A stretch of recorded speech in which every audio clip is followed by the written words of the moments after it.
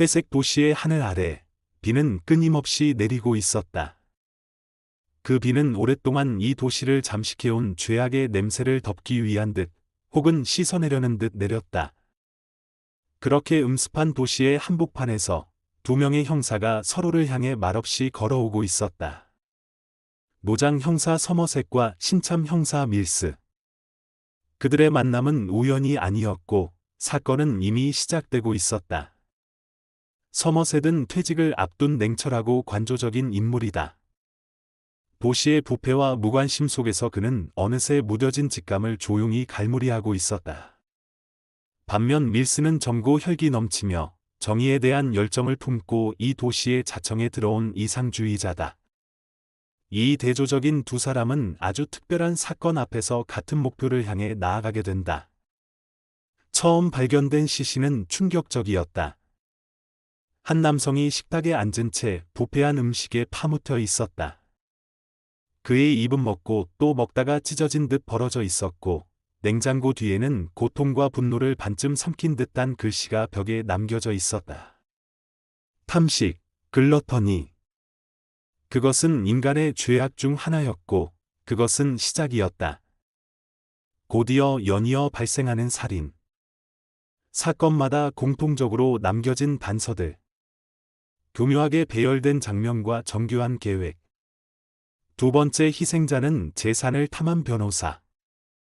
그는 자신의 피로 단어 하나를 써놓은 채 죽어 있었다. 탐욕, 그리드.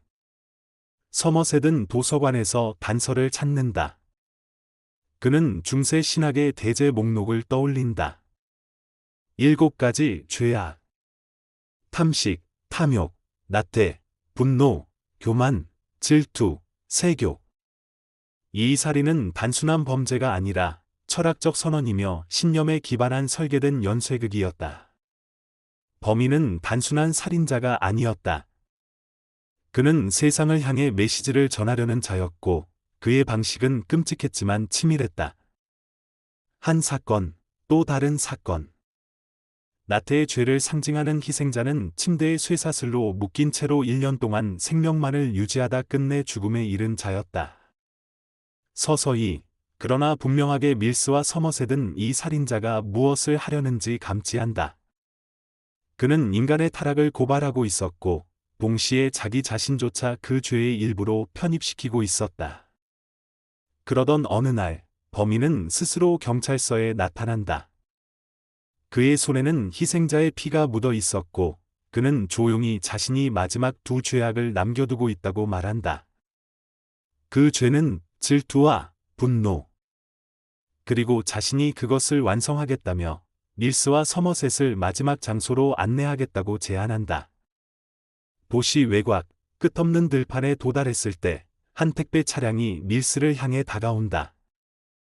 택배 상자에는 밀스의 아내 트레이시의 머리가 들어 있었다. 범인은 고백한다. 그는 트레이시를 질투했으며 그래서 죽였다고. 이제 밀스가 분노를 선택한다면 그 순간 그 자신이 7번째 죄악인 분노의 대행자가 될 것이라고. 마지막 장면에서 밀스는 총을 들어 존 도우를 쏜다. 그 총성이 울리면서 7개의 죄악은 완성된다. 서머셋은 조용히 하늘을 올려다본다.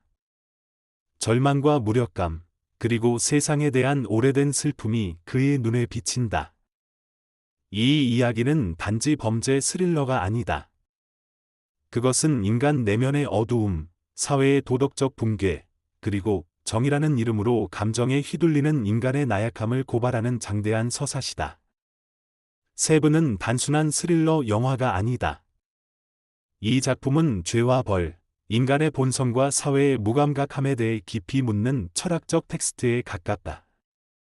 감독 데이비드 핀처는 범죄의 외형을 빌려 우리 내면의 악과 절망을 해부한다. 무엇이 인간을 악으로 이끄는가? 그리고 누가 그 악을 심판할 수 있는가? 이 영화의 진짜 공포는 살인의 장면이 아니다. 그것은 우리가 살고 있는 세상이 이미 존 도우라는 인물의 논리에서 그리 멀지 않다는 데 있다. 그는 미친 사람처럼 보이지만 그의 계획은 치밀하고 정교하다. 그는 악의 화신이지만 동시에 거울처럼 우리에게 묻는다. 당신은 다릅니까? 영화에서 7가지 대죄는 단지 희생자 각각을 죽이기 위한 테마가 아니다. 그것은 현대 사회의 부패와 탐욕, 방관과 나태함을 상징한다. 탐식은 자본주의 소비사회의 끝없는 허기를 상징하고, 탐욕은 법조계와 권력의 부패를 반영한다. 나태는 무기력과 방관을, 세욕은 인간 욕망의 통제를 상실한 사회를 고발한다. 교만은 자신의 외형에만 집착하는 시대의 자기애를 보여주고, 질투와 분노는 우리 안에 내재한 파괴적 감정을 드러낸다. 존 도우는 이 죄를 처벌하지 않는다. 그는 체연하고 재연한다. 그는 자신이 신이 아니라고 말하지만 결국 스스로가 신의 자리를 대체하려 한다. 이 지점에서 영화는 신학적 질문으로 넘어간다. 신은 왜 이런 세상을 가만히 두는가? 인간은 죄를 어떻게 판단할 수 있는가? 두 형사, 밀스와 서머셋은 이 이야기를 관통하는 두 축이다. 서머셋은 냉소적이고 무감정해 보이지만 그 안에는 깊은 슬픔과 피로가 있다. 그는 너무 많이 보았기에 더는 희망을 말할 수 없다. 반면 밀스는 아직 세상에 대한 믿음과 열정이 있다. 그러나 아이러니컬하게도 마지막 순간에 인간적 감정에 휘둘린 사람은 밀스였고 죄악을 완성시킨 자가 되었다. 그는 존 도우가 바란 대로 분노의 구현자가 되어버린다. 이 결말은 관객에게 무거운 질문을 남긴다. 복수는 정당한가? 감정은 정의가 될 수 있는가? 우리는 밀스가 잘못했다고 말할 수 있는가? 아니면 그것이 너무도 인간적인 선택이었다고 공감해야 하는가? 데이비드 핀처는 이 영화를 통해 시청자의 도덕적 판단을 시험한다. 범인은 벌을 받았지만 이긴 자는 없다. 오히려 존 도우의 계획이 모두 이행되었고 그는 죽음을 통해 자기 선언을 완성했다. 이처럼 세븐은 고전적인 선과 악의 구도를 철저히 뒤흔든다. 그리고 이 모호함이야말로 영화가 오랜 시간 동안 기억되는 이유다. 세븐에서 도시 자체는 또 하나의 인물이다. 끊임없이 내리는 비, 침울한 회색톤의 하늘, 좁고 습한 골목, 무표정한 사람들. 이 도시는 특정 지역이나 실제하는 도시를 모델로 하지 않았지만 그 무명성과 음울함이야말로 상징적이다. 이곳은 범죄가 일상이고 정의는 침묵하며 절망이 익숙한 곳이다. 핀처는 이 배경을 통해 인간 내면의 부패와 무관심을 도시의 형상으로 구현해낸다. 비는 이 영화 내내 등장하는 시각적 장치다. 마치 세상의 죄를 씻으려는 듯 끊임없이 쏟아지지만 정화되지 않는다. 오히려 그 비는 피처럼 어둡고 죄를 더욱 선명하게 한다. 햇살은 단 한순간 마지막 장면에서만 등장한다. 트레이시의 죽음을 확인한 후 존 도우가 말한 대로 세상이 이제 완성되었다는 순간 하늘은 맑아진다. 아이러니컬하게도 그 햇살은 구원의 빛이 아니라 절망의 선언이다. 핀처는 촬영 기법에도 독특한 철학을 담았다. 흔들리는 핸드헬드 카메라, 클로즈업된 인물의 눈동자, 어둠 속에서 간신히 드러나는 표정. 모든 것이 관객을 불편하게 만든다.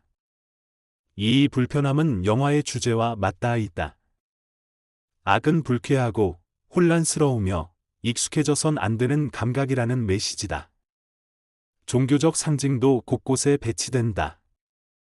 존 도우는 스스로 신이 아니라며 겸손하게 말하지만 그는 일종의 예언자처럼 행동한다. 피로 쓰인 글고, 성경적 언급, 고해의 방식으로 이루어진 살인 행위는 모두 성스러운 분노의 형식을 띈다. 그러나 그것은 오염된 신성이다. 그의 신앙은 왜곡되었고 그의 정의는 폭력이다. 이 지점에서 영화는 종교와 광기의 경계를 탐색한다. 각 인물의 심리도 정교하게 짜여 있다. 서머셋은 시계태엽처럼 조용하지만 속은 마모되어 있다. 그는 이 도시를 떠나고 싶어